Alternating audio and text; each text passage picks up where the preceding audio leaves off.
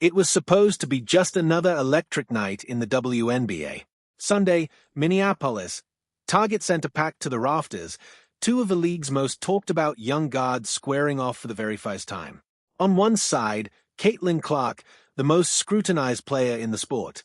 On the other, Olivia Miles, the number 2 overall pick having a rookie season for the ages. Nobody watching that opening tip could have predicted that within minutes, this game would explode into one of the most controversial moments of the entire WNBA season. The stage was already set for drama. The Lynx walked in riding a 9-game winning streak. The Fever walked in with 5 straight wins of their own, powered by Clark's best scoring stretch of the year. 2 hot teams, 2 rising stars, a nationally watched matchup. And then, early in the second quarter, everything changed in a single, violent instant. Miles gets the ball. She drives hard, aggressive, attacking the paint like she has all season. She blows past Indiana's first line of defense. As she turns the corner toward the rim, she appears to make contact with Fever guard Kelsey Mitchell, barely breaking stride. She keeps going. And that's when Caitlin Clark rotates over, doing exactly what a help defender is supposed to do, stepping in to contest the shot. What happens next is the moment that would consume the basketball internet for days. The two players collide in midair, and as the replay starts circulating, fans notice something that stops them cold. Miles appears to extend her leg mid-shot. Clark's legs get taken out from under her. She crashes hard to the hardwood. No whistle. No foul call. Play continues like nothing happened. But something had happened. And within minutes, clips of the collision were everywhere. Fans hit rewind over and over, breaking the play down frame by frame, and the online reaction was immediate and brutal. Some fans didn't hesitate to say what they were thinking, that this didn't look accidental, that the extended leg, the timing, the trajectory, all of it pointed to something more deliberate than a routine basketball collision. The word dirty started trending. Then it got worse. People started asking, seriously, whether Miles had been trying to hurt Clark on purpose. And once that question got asked out loud, there was no putting it back. The outrage didn't stop with the collision itself. Fans started pointing to what happened afterward, digging for more evidence that something wasn't right. Just a short time later, in a completely separate sequence, Clark was whistled for a foul on a clean block, a call that broadcasters themselves described as clean contact, nothing questionable about it at all. To furious Fever fans, the timing felt impossible to ignore. Their star gets leveled with no whistle, and minutes later gets called for a foul on a play announcers agreed was legitimate. It felt, to a growing chorus of viewers, like a pattern. And patterns, in a sport this closely watched, get noticed fast. Adding fuel to an already blazing fire, Indiana head coach Stephanie White chose not to challenge either call. No review, no pushback, just play continued, unresolved, while the internet did what the referees wouldn't. By the time the final buzzer sounded, the Lynx had run their winning streak to 10 straight, closing it out 108-100. Olivia Miles finished with a career-defining stat line, 28 points on a blistering 11 for 14 shooting, adding 6 assists and 4 rebounds in one of the best performances of her young career.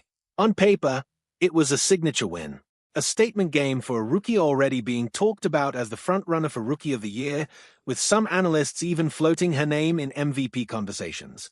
But none of that mattered to a huge portion of the WNBA audience. All anyone wanted to talk about was one leg, one fall, one no call.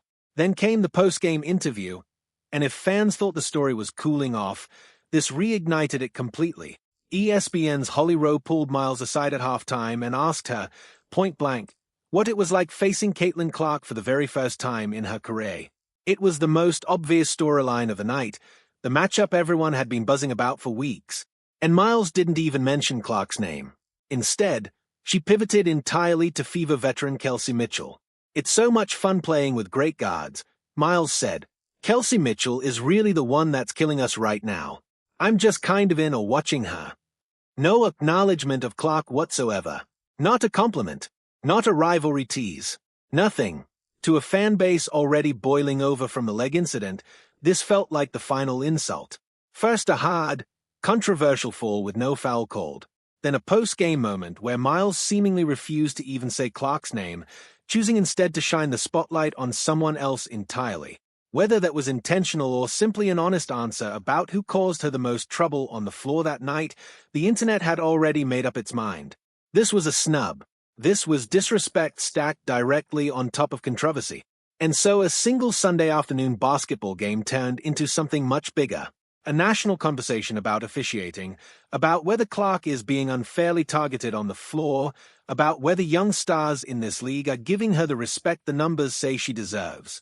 Some voices pushed back hard, arguing this was nothing more than a basketball play, a routine collision blown wildly out of proportion by an online audience desperate for a villain. Others weren't buying it for a second, insisting the tape doesn't lie and that Clark keeps absorbing hits that never get whistled. What's undeniable is this. In a league that just weeks ago was fighting for the kind of national spotlight it's finally receiving, this single collision, this single interview answer, dominated headlines for days. Love her or find the outrage overblown, everything involving Caitlin Clark now moves the needle instantly, and everyone around her knows it. As for Olivia Miles, she keeps putting up historic rookie numbers, keeps climbing toward postseason awards, keeps proving night after night why she was the second overall pick. But like it or not, her name is now permanently tied to this moment. A leg extension, a missed call, full words about Kelsey Mitchell that said everything by saying nothing at all. The Lynx have their 10th straight win. The Fever have questions that still haven't been answered. And the entire WNBA world is left staring at the same replay, asking the same question over and over. Was this just basketball? Or was this something more? One thing is certain. This rivalry is only just beginning. And the next time these two teams share a court, every single eye in the building will be watching for exactly one thing. What happens the next time these two collide?